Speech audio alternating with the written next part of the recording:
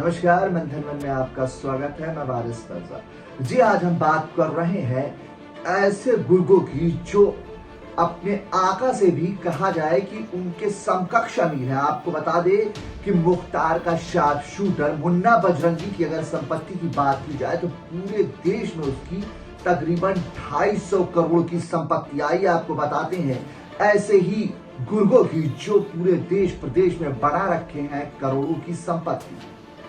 UP में mafia तो छोड़िए, उनके गुर्गे भी अरबपति हैं। मुख्तार अंसारी के राइट हैंड मुन्ना बजरंगी की कहा, जब से उत्तर प्रदेश में योगी राज आया है तब से गुंडे माफियाओं का हाल बुरा हाल हो गया है। जो पहले रंगदारी इकट्ठा करते थे, गरीबों को सताते थे, आज वो ठेले पर सब्जी बेचने लगे हैं। वहीं यूपी के कुख्यात माफिया अतीक अहमद और मुख्तार अंसारी की करोड़ों रुपए की अवैध संपत्ति के खिलाफ सरकार ने मोर्चा खोल दिया है। सालों तक उत्तर प्रदेश में माफिया राज चलता रहा, फिर चाहे वो सपा सरकार हो या मायावती की बसपा, सबके राज में गुंडे माफिया बेलगाम थे, अपनी मनमर्जी चलाते थे।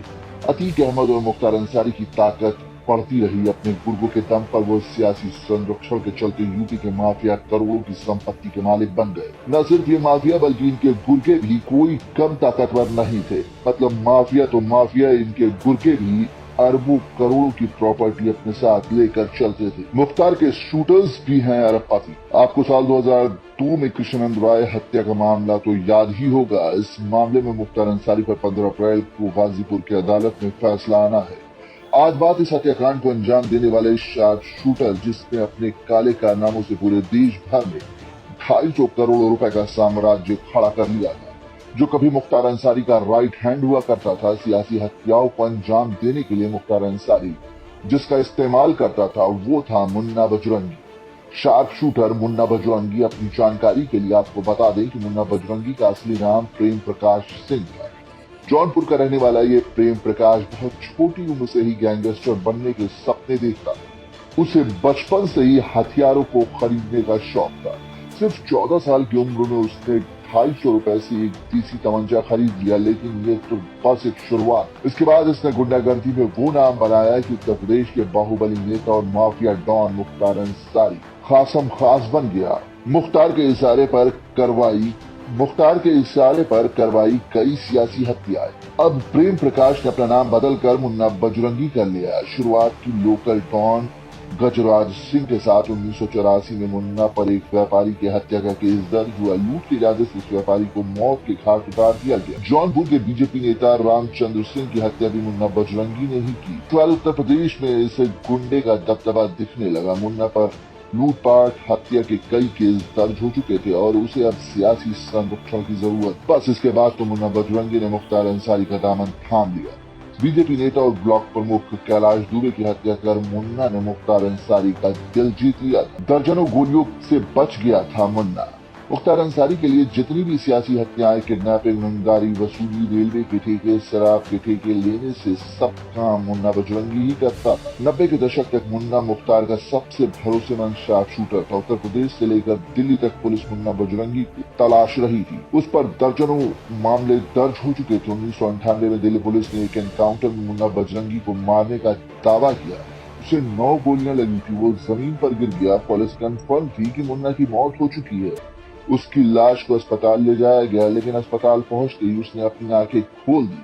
हर कोई हैरान था। जिसे मरा हुआ मान लिया गया था वो जिंदा था। सरकारी ठेकों से करता था मुख्तार के लिए वसूली। इसके बाद वो सालों तक दिल्ली की तिहाड़ जेल में बंद रहा, लेकिन साल 2002 में वो जब बाहर आया तो उसके तुरंत बाद उसने जो किया उसने पूरे देश को दहला दिया। जेल से निकलने के बाद मुख्तार अंसारी ने अपने शार्प शूटर को मुंबई भेज दिया और वो मुंबई में ही रहने लगा। मुंबई में रहकर इसने वहाँ के लोकल गुंडों के अलावा अंडरवर्ल्ड से भी अपने रिश्ते बनाने शुरू कर दिए। मुन्ना बजरंगी बेशक मुंबई में रह रहा था, लेकिन उत्तर प्रदेश में मुख्तार के गैंग के सरकारी ठेकों का काम था वही देखता था। उस दौर में सरकारी ठेकों से वसूली माफियाओं की कमाई का सबसे बड़ा जरिया हुआ करती थी। मुख्तार का पूर्वांचल में तकरीबन सभी रेलवे, सड़क, शराब जैसी सरकारी ठेकेदारियों पर कब्जा हुआ करता था और वसूली का काम मुन्ना बजरंगी ही करता। कृष्णानंद राय की हत्या के बाद बना मोस्ट वांटेड। साल 2005 में मुख्तार अंसारी ने बीजेपी के विधायक कृष्णानंद राय की हत्या की साजिश रची। उस वक्त खुद मुख्तार अंसारी जेल में था और उसने इस काम में मुन्ना बजरंगी से मदद मांगी। बस फिर क्या था, 29 नवंबर 2005 के दिन मुन्ना बजरंगी अपने कुछ और गुंडों के साथ गाजीपुर आ गया।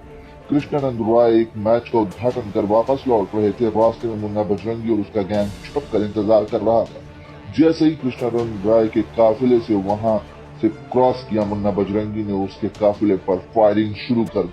इस घटना के बाद पूरे देश की पुलिस इस शार्प शूटर की तलाश में जुट गई। मुन्ना बजरंगी मोस्ट वांटेड अपराधी बन चुका था। उसके ऊपर 7 लाख का इनाम घोषित हो चुका था। वो पुलिस से भागता फिर रहा था।